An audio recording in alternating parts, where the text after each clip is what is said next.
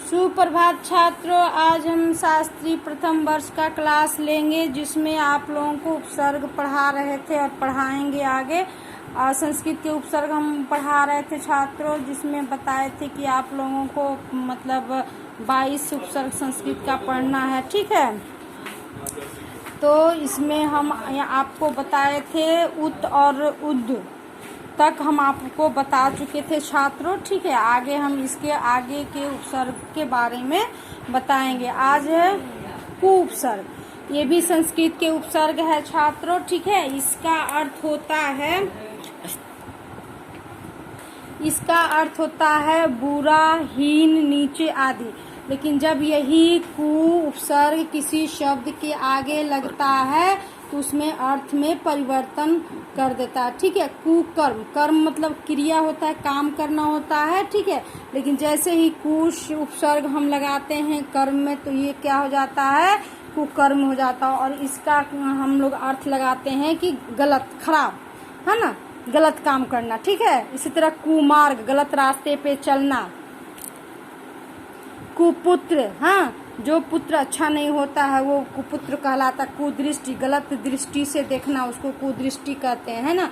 कुख्यात, ये शब्द बदमाश, डॉन, जो डकैत होते हैं उनके लिए कि वो कुख्यात है ना, खराब है।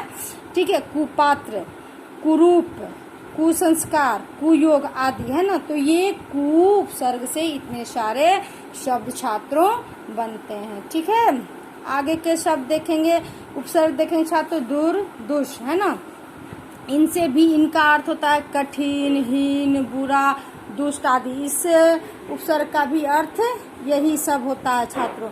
इसका शब्द देखेंगे दुर्लभ, है ना, दुर्लभ, दुर्दशा, दुर्गुण, दुराचार, दुष्कर्म, दुस्साहस, दुर्बुद्धि, दुर्जय, दुर्गम, दुर्जन, दुर्दिन, दुर्गति आदि। यानी कि दूर और दुष से भी इतने सारे शब्द बनते हैं छात्रों। ठीक है, आगे के उपसर्ग देखेंगे। नी उपसर्ग है तो इसका अर्थ होता है भीतर, नीचे, बाहर, बहुत, निषेध। निषेध के अर्थ में भी, मतलब किसी काम को रोकने के अर्थ में भी हम लोग इसका प्रयोग करते हैं छात्रों।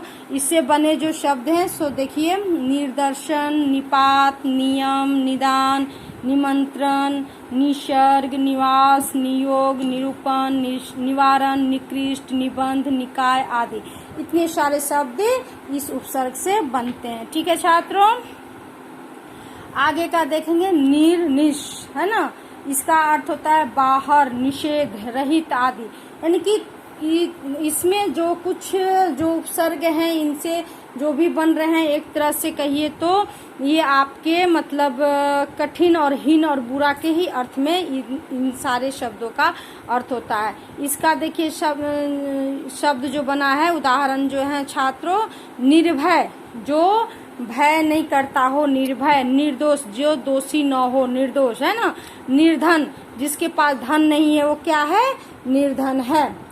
निर्वात, निर्जीव, जो जीव नहीं है वो निर्जीव, मतलब निर्जीव वस्तु है ना, सजीव और निर्जीव पढ़ते हैं ना, उसी को। निर्लेप, निर्गंध, निराकार, निरपराध, निसंदेह, निश्चल, निश्चल, निश्चल, है ना। दोनों का अलग अलग अर्थ है छात्रों। ठीक है, अगला देखेंगे छात्रों परा उपसर्ग। परा का अर्थ होता है नाश करना, अनादर करना, विपरीत करना, विपरीत आदि, है ना। इसका छात्रों शब्द देखेंगे पराजय, पराभाव, परामर्श, परास्त, परावर्तन, पराक्रम आदि। ठीक है छात्रों, इसके आगे का उपसर्ग है परि, है ना। इसका अर्थ चारों ओर, पूर्ण, आसपास, अतिशय, त्याग आदि। यानी कि परि उपसर्ग का जो शब्द अर्थ है वो अतिशय के रूप में, मतलब अतिशय मतलब आप जाने ना, अत्यधिक, है ना। इसके शब्द देखेंगे परिधि, परिजन, परिपूर्ण, परिचय, परिधान, परितोष, परिहार, परिणाम, परिणय, परिक्रमा, परिक्रमा, परिकर आदि। यानी कि इन शब्दों, इस उपसर्ग से इतने सारे शब्द छात्रों बनते हैं। तो आप लोग इन उपसर्ग, संस्कृत के उपसर्गों को छात्रों अगर याद कर लेते हैं तो ये हमेशा आपको काम आएंगे। इसलिए हम बार बार आप लोगों को कहते हैं कि आप लोग रिवीजन करते रहिए छात्रों, ठीक है। इसके आगे के उपसर्ग के बारे में हम अगले क्लास में बताएंगे। धन्यवाद।